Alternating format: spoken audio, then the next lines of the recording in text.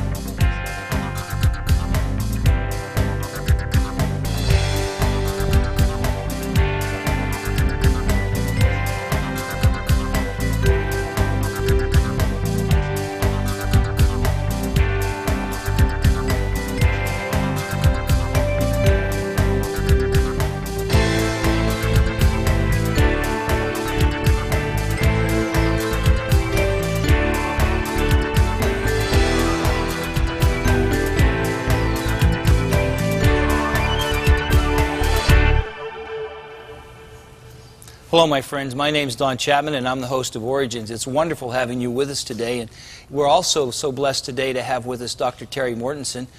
Dr. Terry is a speaker with Answers in Genesis, and he's here today to talk to us about Noah's flood. Terry, it's so great to have you with us today. Good to be back with you, Don. You know, I noticed as we were getting ready for the show and I looked at your slides that the first slide we have the subtitle for Noah's flood, and it's Washing Away Millions of Years. Now, I always thought that the Noah's Ark was just about a nice little story for children's programs. Is there more to it than that? Oh, absolutely, Don. And I found, as I've spoken on this subject to Christians and non-Christians, that a lot of people are trying to figure out the history of the world, and they completely ignore Noah's flood. But it is critical to understanding the history of the world. Well, how does the church look at the at Noah's flood, and where does it fit in? Well, let's go back and have a little history lesson, Don. All right.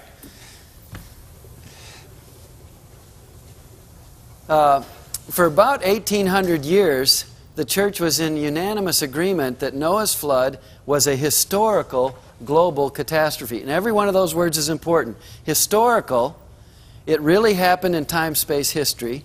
It was global. It covered the whole planet. There was no dry land anywhere when the flood reached its highest level. And it was a catastrophe. It was a catastrophic event of unimaginable magnitude.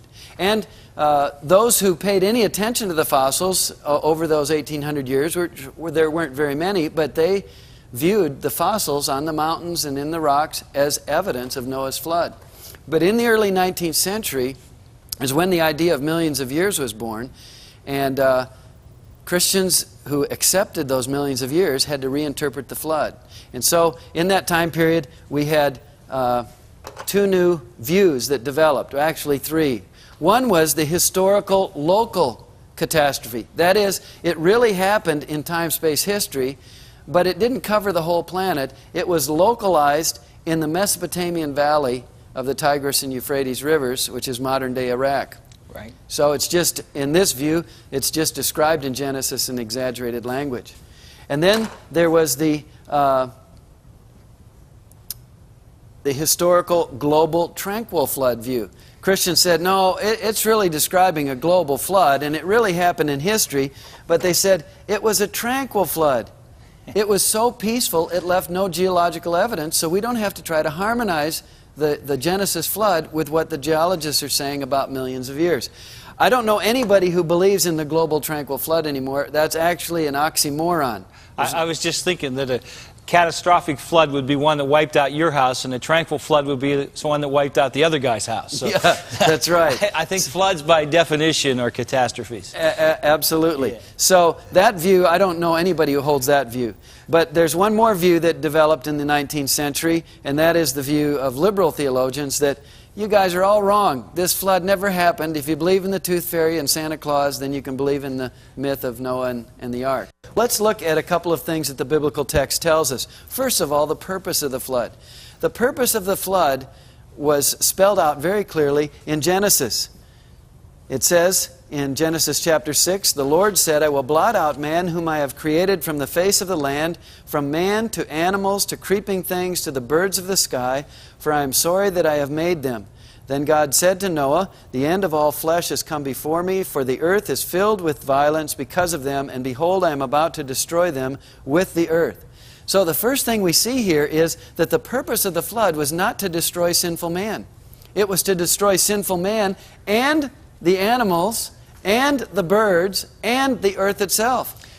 And The only judgment of God was to be complete. Right, and Okay. only a global flood would accomplish that purpose. Because if the flood was only in the Mesopotamian Valley, the birds and the animals living in North America, South America, Africa, China could care less. Scripture clearly says it's all of them. Yeah. Right. Okay. Okay, then next we see the purpose of the ark. The purpose of the ark was not to save a few animals so Noah could start a farm after the flood.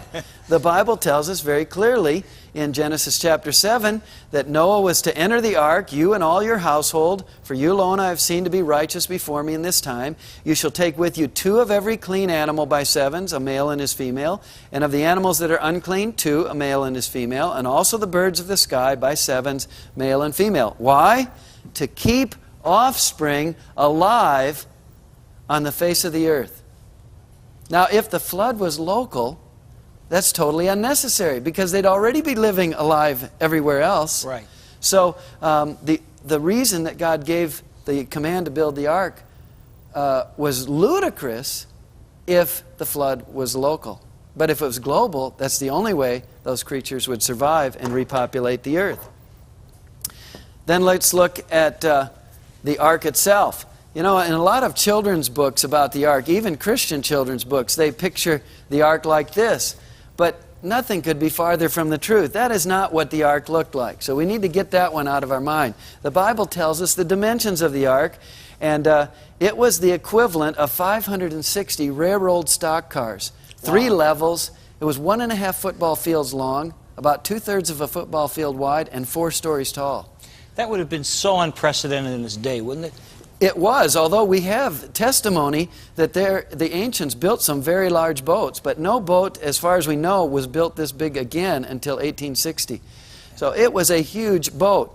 Well, a lot of people, skeptics especially, scoff at this idea and say, how could you get all the animals on the ark? And furthermore, how did Noah and his 3 sons and their wives feed them all? What did they do with all the waste products? How did they get fresh water? All of those skeptical type questions have been answered in this book that's available on our website, Noah's Ark, a Feasibility Study. And John Woodmarappy, who wrote this book, spent 7 years of research, and he has thought of just about every question you could think of. And I bet you he's thought of some questions the skeptics never thought of. But let's look at another aspect of the flood revealed in Genesis, and that is the character of the flood. In Genesis 7, it tells us in the 600th year of Noah's life is when the flood came, and it says the 2 sources of the water.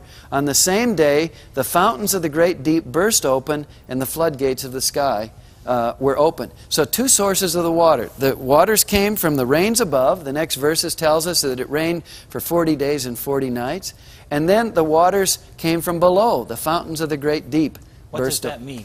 Well, this word great deep in the Old Testament in Hebrew is usually referring to the oceans. So this is talking about subterranean water that's supplying the oceans. And we have that today. We have springs of water coming into the bottom of the ocean. This word here in Hebrew is one word. It's very interesting. It's a Hebrew verb, and it's used elsewhere in the Bible to talk about earthquakes. Oh. And so this verse is indicating to us that at the beginning of the flood and through the first part of the flood, this was a violent, violent catastrophe. Not only was it violent at the beginning, it also had power in the recessional stage. And then, Don, when we go to the later stage of the flood, in Genesis chapter 8, we read, "The waters receded steadily from the earth, and at the end of 150 days the waters decreased." In the Hebrew, the word steadily is actually two verbs, which are two very common verbs, and it literally says, the waters receded, going and returning. So that's telling us not only is there a steady recession, but the waters are moving back and forth. Right. And when waters are moving, they have erosive power. So you would have erosion at the first part of the flood, but you're going to have erosion at the last part of the flood too, as the floodwaters are receding. It's moving earth, coming and going. That's right. Yes. That's right. And then there's a very important verse in Psalm 104, which is talking about the flood. And it says, "The mountains rose and the valleys sank down to the place which you established for them. You set a boundary that they may not pass over, so that they will not return to cover the earth." So as the waters were receding, part of the mechanism for that water receding was that the mountains rose. Part of the crust of the earth arose in one place, and part of it sank in another. So you see the plates of the earth moving in that's right. Incredible cataclysmic event. And so for creationists, we don't invoke some miracle that God just caused the water to disappear.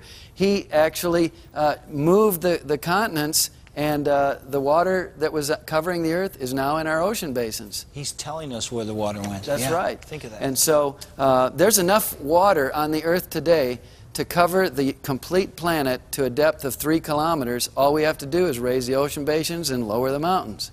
Huh. So we got plenty of water. That's fascinating. Now, we've been talking about this earthquake and volcanic activity, flood waters. If we combine what we saw in Turkey a few years ago with this massive earthquake, and the devastation was incredible. And we combine that with the flood in Nicaragua a few years ago, and we just have a catastrophe of unimaginable magnitude. And look at that water. Yeah. Wouldn't you like to just dip a glass in there and get a drink? Or swim in that?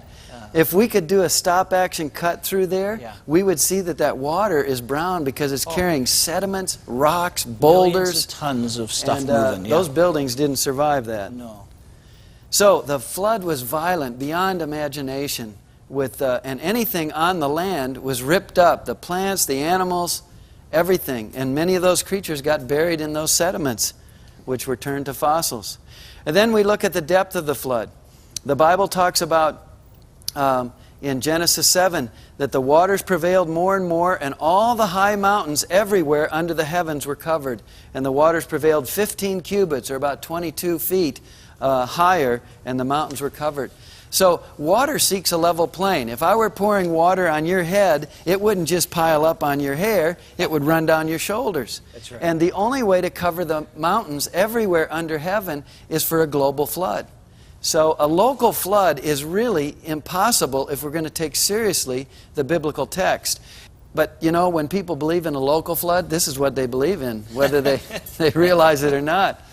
This is not an actual photograph. There better be a piece of plexiglass there, or that isn't making any sense. This is an artistic representation of the ark on a local flood. But no such flood exists. Yeah. And the Mesopotamian Valley has some mountains on there, but the Tigris and Euphrates flow into the Persian Gulf. Yeah. So there's nothing on the end to stop all that water. No. So then what do you have to believe if you believe in a local flood? You have to believe that God supernaturally put His hands around that water to keep it in one place.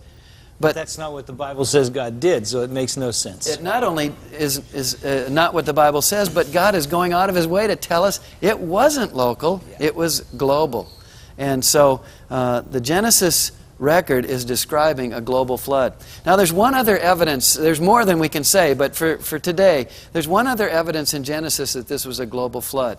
And that is the rainbow promise in Genesis chapter 9. After the flood waters had receded and Noah came off the ark with all the animals, God made a promise that never again would He destroy the earth with a flood. And the sign of His promise was the rainbow. Now, this passage in Genesis 9 is really interesting. It's one of those passages where you kind of scratch your head and you say, you know, God, the Bible is awful long.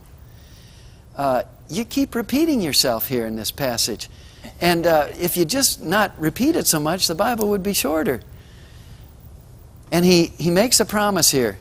And what's interesting is he doesn't make the promise to Noah. He makes the promise to Noah and all his descendants, to the animals and all of their offspring, and the birds and all of their offspring, and he makes the promise to the earth itself. And that promise can only be valid if this was a global flood. If it was a local flood, then God lied. Because there have been many local floods that have killed some birds and some animals and some people and destroyed some of the earth. But only a global flood fits this promise. That he'd never again destroy the whole earth with a flood. That's right.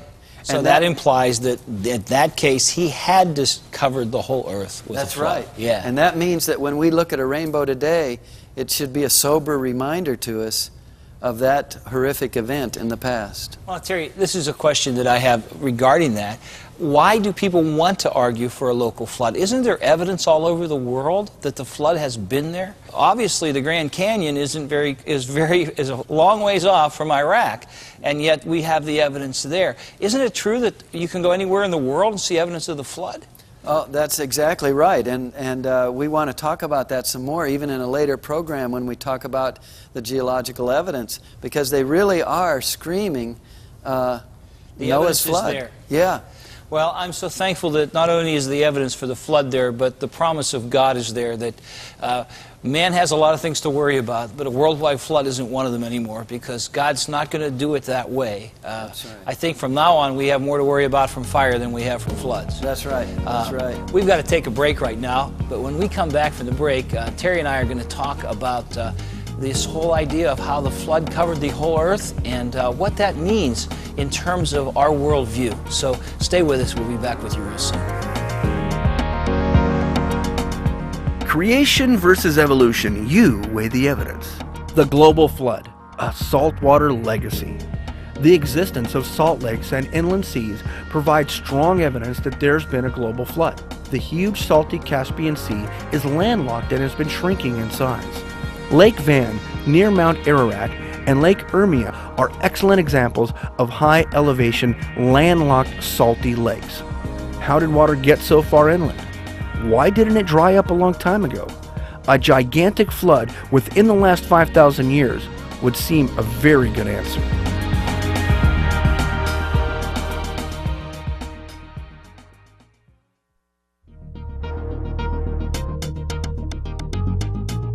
Today's guest on Origins, Dr. Terry Mortensen, is also the author of a new book entitled The Great Turning Point. You'll definitely want this book for your personal library. Book orders are being taken at 1-800-778-3390. That's 1-800-778-3390. Dr. Mortensen is also a speaker, researcher, and writer for Answers in Genesis. For more information, write to Answers in Genesis, P.O. Box 510, Hebron, Kentucky 41048, or visit them online at www.answersingenesis.org.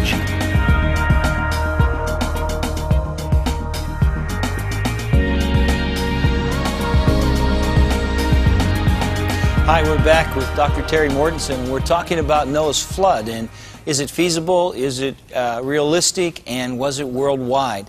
Dr. Terry, if we're talking about a worldwide flood, that means there should be evidence all over the world. How do you see that? Is the physical evidence there to verify and justify a worldwide flood? Well, we believe that there is. And, you know, if you think of water covering the whole earth, destroying all the land animals and birds, and ripping up things and erosion and sedimentation, you'd expect to find what Buddy Davis, a musician with Answers in Genesis, has made famous in his song. He says, billions of dead things buried in rock layers, laid down by water all over the earth. That's what we should expect to find from a worldwide flood. And that's exactly what we find, is billions of dead things buried in rock layers that were once wet, sand, sediment, mud, clay, and burying many creatures, and then we find it all over the earth. And that's precisely what we find. We find fossils on the tops of all of our high mountains. That's right. So, but the evolutionists say, no, that's not true. The flood never happened. Where did they get this idea of millions of years? Well, they got it from the geological record. Back in the 19th century, 200 years ago, they began looking at the rocks. They rejected the biblical account of Noah's flood. They said, we've got to do our geological work as if the Bible doesn't even exist, and with the assumptions of an atheistic or a deistic view of the world, they tried to interpret the rocks. And so they came up with the idea that all of this fossil record, which is a record of death and pain and killing and disease and extinction, was the evidence of the development of life over millions and millions of years. This idea was developed before Darwin published his theory. The idea of millions of years actually gave Darwin the time he needed for his theory. To make it work. But increasingly, the scientific evidence is showing that the fossil record is not the record of millions of years of development. It's the record of the death of all life in Noah's flood. Now, there's some sediments that are post-flood deposits, and those are localized, and a few sediments that it would be pre-flood, but most of it is the result of Noah's flood. The vast majority, we believe, is there because of Noah's flood. So you sort of have a choice of a little bit of water and millions of years, or a lot of water and a lot of catastrophe in a short period of time, which really makes more sense for how you get all those fossils and all those shells and everything on the tops of mountains. And in fact, just look at this, Don. The Grand Canyon. The evolutionists tell us that this mile of sedimentary rocks was deposited over at least 300 million years. And they've told us for many, many decades, people that went out to the national park there in Grand Canyon, the park rangers would tell them that it was the Colorado River that cut the Grand Canyon. I've been on the Colorado River. It flows right down through this little crack here. And you just look at that and think for a moment. There's no way that the Colorado River cut that canyon. It's 4 to 18 miles wide. Yeah. If it cut this, it wasn't the Colorado River. We're changing the meaning of Colorado River. And in fact, there are geologists today who are even evolutionists who are very knowledgeable of the Grand Canyon, who are saying this was not carved by a little bit of water over a long period of time. This was carved by a lot of water over a short period of time. It sure makes a lot more sense to me. Yeah. Now, creation scientists believe, who have studied the Grand Canyon, they believe that the rock layers here were the deposit of Noah's flood, but that the canyon was actually formed in a post-flood erosional event. As the flood waters were receding off the earth, some of them got trapped up here in the northeast side of the Grand Canyon, and eventually they breached a natural dam because there's the rocks are uplifted here on this end, and that this was carved very rapidly in a short period of time. So the evidence of Noah's flood is all around us, and the Grand Canyon is one of the most incredible testimonies to that. You can learn a lot more about the flood and the impact of the flood on our website and answersingenesis.org. And I'd just like to close and encourage your viewers to consider this verse from the book of Isaiah. God says, "To the law and to the testimony, if they speak not according to this word, it is because there is no light in them." And so God is saying that His word is the basis by which we understand the world that we live in. And if we can't see that, it's because the light of God isn't in our hearts. That's right. You know, my friends, it's so good having Dr. Terry with us to talk about Noah's flood and how it sort of washes away the millions and millions of years. Some of you have never looked at the whole perspective of what's happened in the earth from the perspective of God's creation. And you know, it's not just that we want to look at creation itself. It's that we want to look at the whole picture of Genesis 1 to 11. And when we do that, we see that the events in Genesis make sense. the creation, the fall, the men being scattered to the corners of the earth, and then the great catastrophe of the flood. When you put all those pictures together, and then you look at the evidence of the world, it makes perfect sense. Listen, if you have questions about what we've been talking about, or if you have questions you'd like us to talk about on Origins, please write me at Origins, CTV, Wall, PA, 15148, or there at the email address on your screen.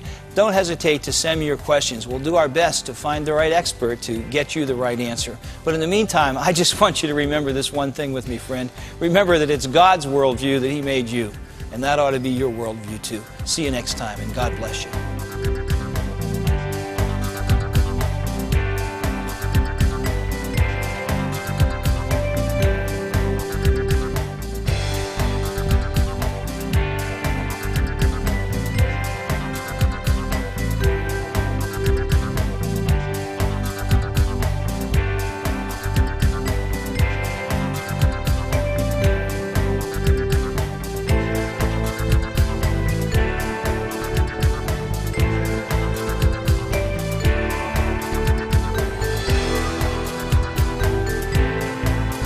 Thank you for watching this edition of Origins. If you'd like a copy of the PowerPoint information presented today, you can download a PDF file of program number 509 from our website at www.originstv.org.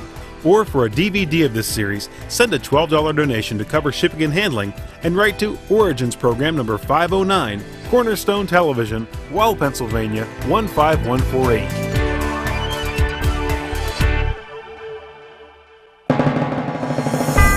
Origins is made possible by the faithful prayers and the financial support of you, our Cornerstone Television family.